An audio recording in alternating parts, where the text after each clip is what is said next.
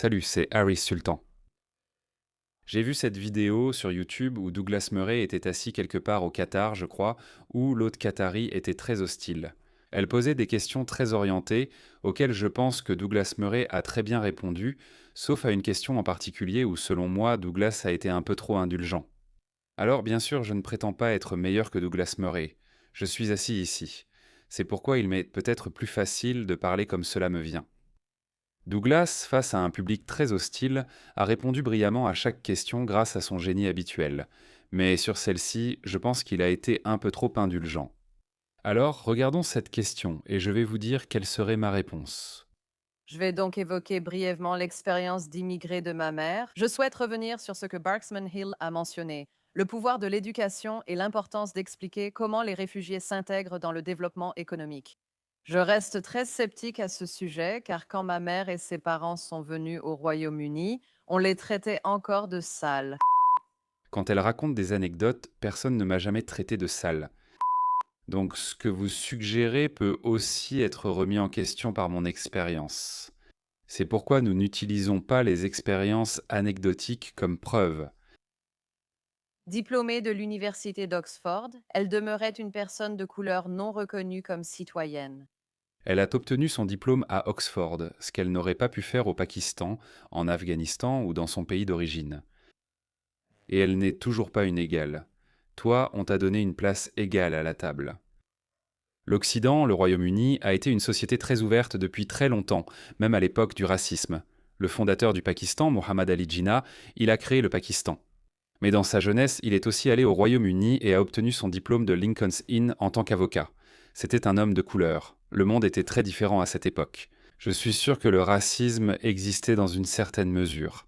Mais institutionnellement, l'Occident avançait plus vite que n'importe qui d'autre. D'accord. Donc, dans quelle mesure peut-on vraiment vendre cette idée que le fait d'être éduqué ou de remplir les critères X, Y et Z est ce qu'il faut faire en tant que réfugié pour que les gens vous considèrent comme un être humain? Le problème, c'est que ces personnes ne vous voient pas comme un être humain. Impossible de remplir leurs critères pour qu'elles changent d'avis. Alors, comment humanisez-vous les gens? Les critères des oppresseurs. De qui parle-t-elle exactement? Est-ce le gouvernement britannique, l'État britannique ou les gens ordinaires? Vous entrez dans un territoire anecdotique. Mon expérience diffère de la vôtre. Je n'ai jamais subi de racisme comme homme de couleur en Australie. Je suis arrivé ici à 19 ans adulte. Puisque je n'ai pas subi de racisme en Australie, dois-je en conclure que personne n'en a été victime en Occident? Non, ce serait absurde. Mais cette femme avait construit tout son argument contre l'oppression de l'Occident sur une expérience anecdotique. Quelqu'un l'a peut-être insultée, mais elle devrait aussi se souvenir que sa mère a fait un doctorat. Aurait-elle pu faire ça au Pakistan ou en Afghanistan? L'Occident lui a offert bien plus que son pays d'origine n'aurait pu. C'est pourquoi elle est restée et a donné naissance à cette nouvelle génération. Qui est-elle? Mais cette mentalité de victime, cette victimisation de l'altérité, ce sont eux, nos oppresseurs. Ils ne nous considèrent pas comme des égaux sur la base de quelques expériences anecdotiques. À quel point est-ce pathétique? Cela vous en dit long sur l'état d'esprit des gens. La raison pour laquelle je suis immédiatement tombé amoureux de l'Occident, c'est parce que j'ai tout de suite compris que ma qualité de vie en Australie allait être bien meilleure que ma qualité de vie au Pakistan. J'ai compris cela, c'est pourquoi je ne suis jamais tombé dans cette mentalité d'opprimé, cette mentalité de victime du genre «Oh, il me regarde bizarrement, il ne me voit pas comme un égal», parce que ça n'est jamais arrivé. Sais-tu pourquoi ça n'est jamais arrivé? Parce que j'ai toujours agi pareil. Je me suis toujours senti membre de cette communauté. J'avais plus d'amis australiens que pakistanais car j'ai toujours voulu mieux connaître l'Australie. J'ai toujours voulu faire partie de cette société. Et j'aimais cette culture. Cela ne pouvait arriver que si tu pensais de cette façon. Je connais quelques amis pakistanais. Il y en avait un, mon ami pakistanais d'enfance, qui est venu en Australie environ 15 ans après moi. Il mène une belle vie, mais il se plaint souvent du racisme. Il n'y a pas de racisme. Et oui, il parle avec l'accent pakistanais et ça n'aide pas. Sa femme porte un hijab et je peux comprendre que ça attire des regards, mais ça arrive parce que vous ne pouvez pas abandonner votre culture d'origine. Je n'ai pas eu ce problème, c'est ça qu'on entend par intégration. Je ne vis pas comme un Pakistanais, je ne vis pas comme un musulman, certainement pas. Oui, j'ai l'air différent, mais ce n'est qu'un élément qui peut très facilement disparaître si vous ne vous comportez pas comme un musulman ou comme un étranger. Mais de la même manière, si une femme occidentale allait au Pakistan, au Bangladesh ou en Afghanistan en portant des vêtements occidentaux, une jupe ou autre, elle serait considérée comme une étrangère. C'est simplement comme ça que les humains se comportent. C'est simplement comme ça que les humains réagissent. Alors comparez cela avec l'Occident, où vous êtes autorisé à porter une burqa, où vous pouvez aller à l'université d'Oxford, où on vous donne un logement social, où on vous verse des allocations.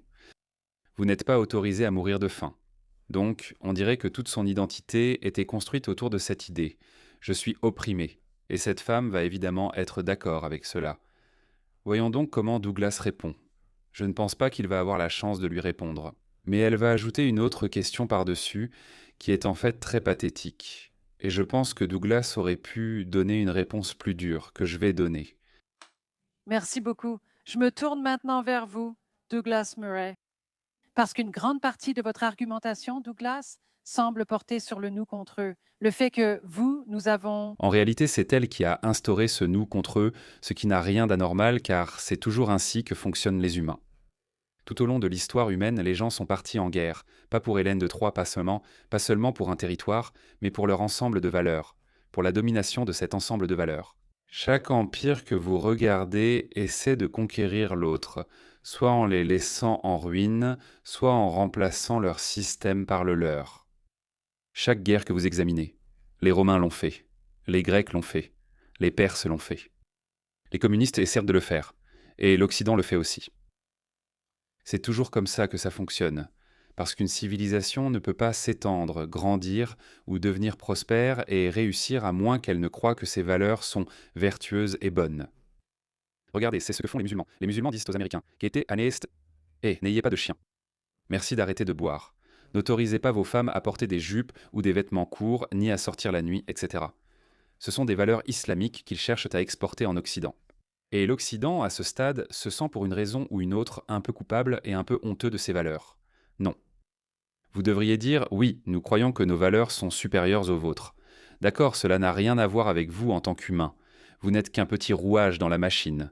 Vous, femmes, vous n'êtes qu'une partie de cette machine. Je ne vous attaque pas en tant que personne. J'attaque l'ensemble des valeurs que vous défendez. Et c'est normal, vous trouvez que vos valeurs sont supérieures aux miennes. C'est ce que les musulmans vous disent de tout le temps. Il n'y a donc rien d'inhabituel à cela.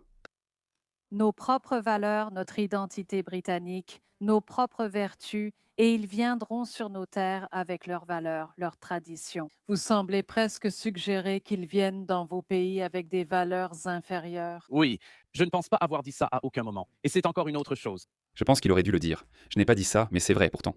C'est ce en quoi je crois. Tout comme tu crois que tes valeurs sont supérieures aux nôtres. Tu crois tes valeurs supérieures, nous pensons les nôtres meilleures. En réalité, nos opinions importent peu. Ce qui devrait en être le juge final, ce sont les civilisations qui sont construites sur ces valeurs. Donc, regardons la civilisation occidentale. Nous sommes solides depuis 400 ou 500 ans, tu sais, depuis la révolution scientifique après le Moyen Âge. Regarde ce que cela a créé. Militairement, elle a dominé le monde dans le domaine de l'éducation, dans le domaine de l'économie. Et en conséquence, cela a produit une civilisation qui est la plus prospère, dans laquelle il est le plus agréable de vivre, ce qui explique pourquoi ton peuple vient dans ces pays. C'est aussi en soi une preuve que tes valeurs sont inférieures, entre guillemets, ou simplement à notre niveau. C'est ce que cela signifie. Mais si tu veux continuer à croire que tes valeurs sont supérieures à l'État, Tu essaies encore de me faire dire quelque chose que je n'ai pas dit. Que proposes-tu face à cette différence de valeurs? Écoute, d'abord, je n'ai pas dit ça. J'ai dit qu'il y a des défis parce que nous savons qu'il y a des défis. Et soyons francs à ce sujet. Je veux dire, par exemple, j'ai été dans le Golfe pendant environ une semaine. Je vois plus de burqas dans ma ville natale de Londres que ce que j'ai vu dans le Golfe ces derniers jours, surtout ici à Doha. Maintenant, je ne peux pas dire que je sois ravi de voir de plus en plus de burqas à Londres. Douglas Murray incarne la civilisation et les valeurs occidentales, où il n'est pas admis que les femmes soient traitées comme des sacs poubelles. C'est tout. Voilà notre ensemble de valeurs. Et même vous, vous essayez de sortir de votre propre ensemble de valeurs parce que vous méprisez l'Afghanistan. Voilà pourquoi vous tentez de désislamiser vos pays.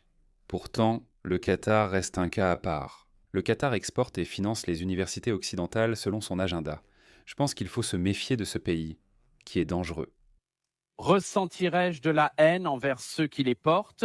Non, bien sûr, mais cela ne me réjouit pas pour autant. Et il y a certainement des moments où je me demande, vous savez, à partir de quel pourcentage de femmes en burqa dans cette zone cela devient-il désagréable pour tout le monde? Est-ce vraiment seulement à cause des burqas? On ne demande pas non plus aux autres traditions si voir des gens boire de l'alcool ou ce à quoi la dame s'oppose les dérange. Exactement. C'est exactement là où elle veut en venir. Parce que ses valeurs disent « ne bois pas d'alcool, ne sors pas en boîte, ne fais pas la fête ».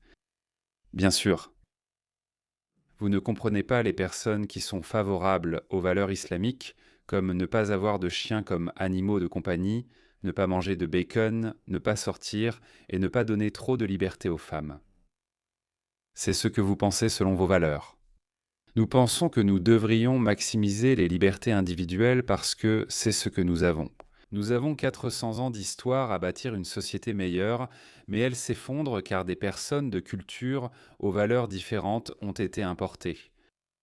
Donc c'est notre défi, et c'est exactement ce dont nous discutons. Donc quand on prend du recul au niveau le plus stratégique possible, nous sommes actuellement à la croisée des chemins.